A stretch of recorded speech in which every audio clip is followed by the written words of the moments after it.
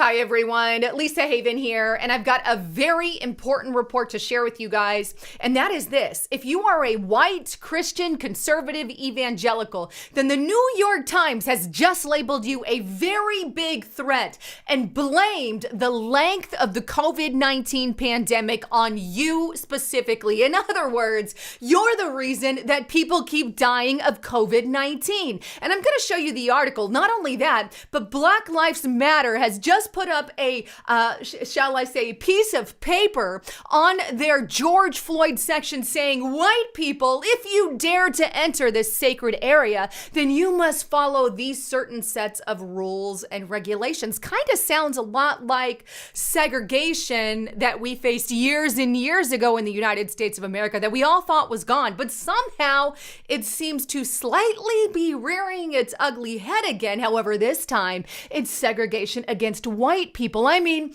right now, on top of all of that, I'm also going to show you a New York Times best-selling book that literally encourages people to pray to hate white folks. No joke. I told you this was going to boil your blood. But for starters, I want to encourage you, get on over to Restrictive Republic. I can't stress this enough. Right now, we have our best ever option that we are sharing, and it's $5 a month for 24 months. This is huge. Use the code FREEDOM in order to get that monthly special discount. But right now, get to Restricted Republic because I honestly can't tell you how much longer we're going to be on these platforms. And look, the mainstream media lies to you. I constantly point out their lies a lot in Restricted Republic, and you can see some of the articles that we've done there. We also do joint live stream events, answer questions there. So get on restrictedrepublic.com and take advantage of that $5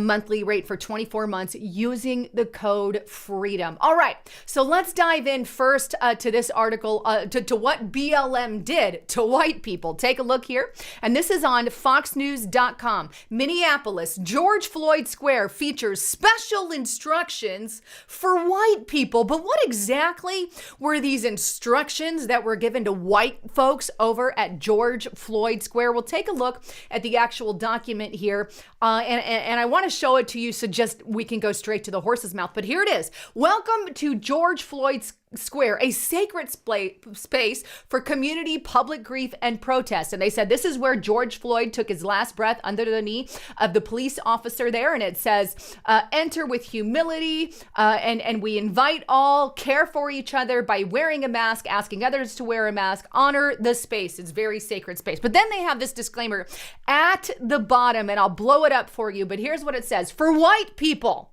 for only white people, not for blacks, not for Hispanics, not for Asian people, just for white people specifically. Keep in mind the definition of segregation. Before I show you this, here's the definition of segregation: the separation or isolation of a race or ethnic group by enforced or voluntary residents in a certain area, okay? So this is exactly what we're seeing. It is separation or isolation of a specified race, either by force or by voluntary action, okay? This is what this is. But here's what it says white people need to do, and it says this: decenter yourself and come to listen, learn, and mourn and witness. Remember, you are here to support people, not you yourself be supported. Number 2, be mindful of whether your volume, pace, and movements are supporting or undermining your efforts to decenter yourself. Because apparently this is just a white person problem, right? Seek to contribute to the energy of the space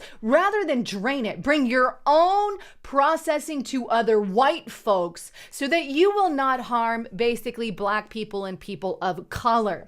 Consider if you want or need to take photos and post them. Consider that. And do not take photos of other people without their consent. But that just applies to white people. Everybody else can do that, right? But then it goes on. If you witness white folks doing problematic things, speak up with compassion to take the burden off the black folks and our siblings of color whenever appropriate, to seek to engage rather than escalate so that it can be a learning moment rather than a disruption.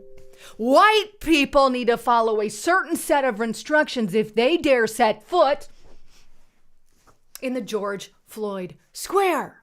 I don't know about you, but that ticks me off. That's called igniting tensions between races. This isn't race healing. This is segregation. This is racism. And does the mainstream media bring it up? Does the mainstream media, are they upset about this? No, they say you have white privilege, suck it up. Go to hell.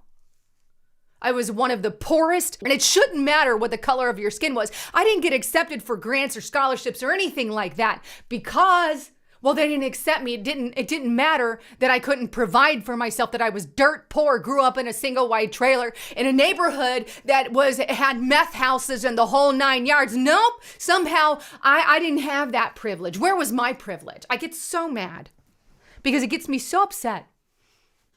Right? White people don't know what it's like to be poor. Go to hell. I was poor. And so was my dad, who grew up in the ghetto in Ohio, in a very bad part of Toledo, Ohio. He witnessed murders and stuff all the time. Young little white boy. Hey, where was his privilege? What about my grandma's privilege, who died in that area? What about my parents, who are still really poor? Where's the privilege? Anyway, I'm mad. I'm sorry. But it just makes me so mad. I had to work to get to where I am today. And thankfully, I'm not as poverty stricken, like I was when I was younger. But this race baiting and creating this systematic racism problem, this is what it is. They're saying systematic racism is everywhere, in everything, in the air that you breathe. And this idea that everybody who's white is basically racist is just baffling.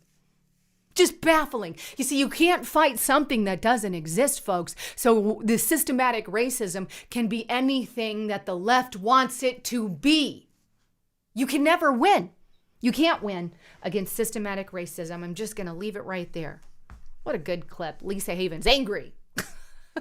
Moving on a little bit, because that's not the only thing that should upset us right now. Take a look at this article here. NewYorkTimes.com says white evangelical resistance is the obstacle in the vaccine effort. Millions of white evangelical adults in the U.S. don't intend to get vaccinated against COVID. Tenets of faith and mistrust of science play a role. So does politics. They go on to make this statement, and they repeat this throughout the article. But there are 41 million white evangelical Christian adults basically in the U.S. About 45% said in late February they would not get vaccinated against COVID-19, making them among the least likely demographic group to do so, according to Pew Research Center.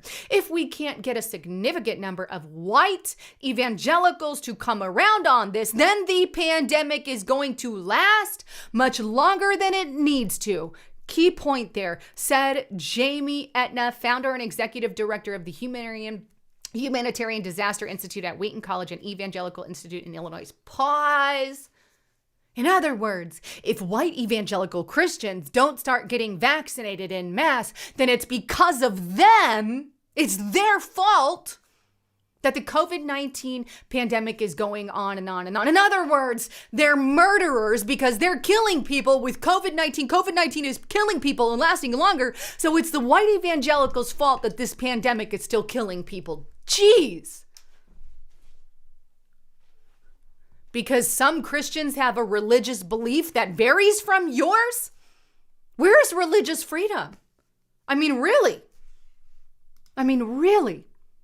So now, not only are signs being put up that segregate against whites, saying white people have to follow a certain set of rules that everybody else doesn't, but now white evangelicals are blamed for the length of the pandemic.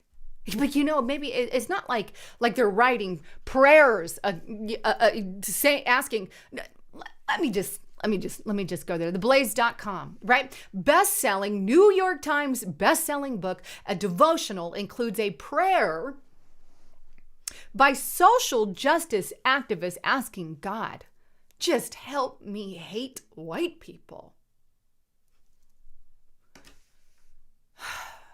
She also called whiteness a dysfunctional system and a threat to individual white people. Here's the actual screenshot of the book, right? This is the book. It's called A Rhythm of Prayer, Collection of Meditations for Renewal. And it has been widely circulated on Twitter and all of that. But the book was a New York Times bestseller according to its Amazon page, right? And here it is. Dear God, please help me hate white people, or at least want to hate them. At least I want to stop caring about them individually and collectively. I want to stop caring about their misguided racist souls, to stop believing they can be better. They can stop being racist, that they can actually stop being racist. Freaking help me hate white people. What the bleepity bleep bleep bleep bleep bleep bleep. I mean, geez. Hey, that's wokeness for you. God, help me hate white people. Because they're misguided racist souls. And they think they can be better, but they can't. They're just racist all around. Wait, what? And as far as I know, correct me if I'm wrong, book's still available. Book's still out there. Book's still widely published. Hasn't been removed, as far as I know. Correct me. I haven't checked within the past a week or so on that, but as far as I know, right? Or how about this? Moving on a little bit. Here we have twitchy.com. Here's just a hot take for you. Start prepping now to confront the racist relatives that you haven't seen since lockdown. Remember the Harvard offered a printable placemat full of social justice talking points? Here's that placemat. Yale activism, Islamophobia, black murders in the streets, house master tile. That one got a lot of outrage, but that's what they're talking about, right? But anyway, you could employ over Thanksgiving dinner with the family. Remember when Show Up for Racial Justice offered a holiday hotline for white folks having tough conversations with their Trump-loving relatives. White people should confront their only white relatives if they are Trump-loving people. So if you like Trump, that makes you a racist. That's what they said. And that you need to confront them head on because they're racist without any evidence, without any facts, without anything to back it up. Bring tension to your relatives, your loved ones, your neighbors. Right, with this placemat, with this ideology of leftist idiocracy, right? There's not much brain cells in a lot of the liberals out there. I'm just going to put that in under the radar. Maybe that's not nice. I get it. I get it's not nice, but they're not. To tell me that you're just going to start wars between family members, I mean, this is irate. I'm livid. And now they're even calling a lot of our congressional leaders racist, as you've seen over the past. USA Today, normalization of hate, they say. White nationalist language of America's first caucus sets off new alarms in racism, specifically talking about Marjorie Greene, Ted Cruz, and many, many others of just conservatives who are in Congress. They labeled all the conservatives, all of them. If you're a conservative, that makes you racist. That's the definition. Here we have ADL. Fox needs to fire Tucker Carlson because of his white. Wait, what? Do you see the battle? Tucker Carlson has been on for years. But this new monster called systematic racism is now accusing anyone, get this, that they don't politically agree with. We don't politically like you, conservative? Well, we can't call you conservative because that would be attacking a political opponent. I got it. Let's make them racist. So if you're a conservative, you are now our political enemy and we're going to attack you and get you off the air because you're a racist. Yay! Racist people get removed off the air. Tucker Carlson's racist, Marjorie Greene, Ted Cruz, President Trump, his followers, all of them. Everybody who is a conservative has now become a racist bigot. Hello, people. The big imaginary monster of systematic racism rears its ugly head. But under the radar, they're really called conservatives and Republicans and Christians and white evangelicals. That's who they're really after, folks. That's who they're really after. And I don't care if you're a Democrat, a Republican, a Libertarian, whatever side of the fence you're on. That's wrong. That's wrong. Haven't you noticed that everybody that gets that label is only on one political part of the fence? I know you guys have. But we need to shake the liberal people out there. Hey, What's the political affiliation of that person? What's the political affiliation of that person? Keep going. We need to start waking up the sleeping giant out there who wants to stay out of it altogether and say, do you notice a pattern here? Do you notice a pattern here? Anyhow, I went off today. I love you and my apologies on that. But as a quick reminder, please make sure you guys are checking out this multi-collagen formula. I got to get a new bag here soon because I've been using all of mine, but it's really done really well for my hair, my skin, and nails and these kinds of things. And just it gives you that more youthful looking appearance, and it does not taste bad. I like at all. I mix it in my coffee every morning, and there is no flavor to it. This is some of the best stuff, easiest stuff to take, and I hate pills, so this is great because it's not in pill form. But right now it has 5 different types of collagen that your body desperately needs, and you can get it at healthwithlisa.com. So make sure you take advantage. You can even get it for your mom for Mother's Day, another great option for that as well. Anyhow, thank you guys so much for putting up with me today. I can't wait to read your comments on my little nature today, but I love all of you. I'm Lisa Haven, and don't forget to subscribe to the channel. Signing out.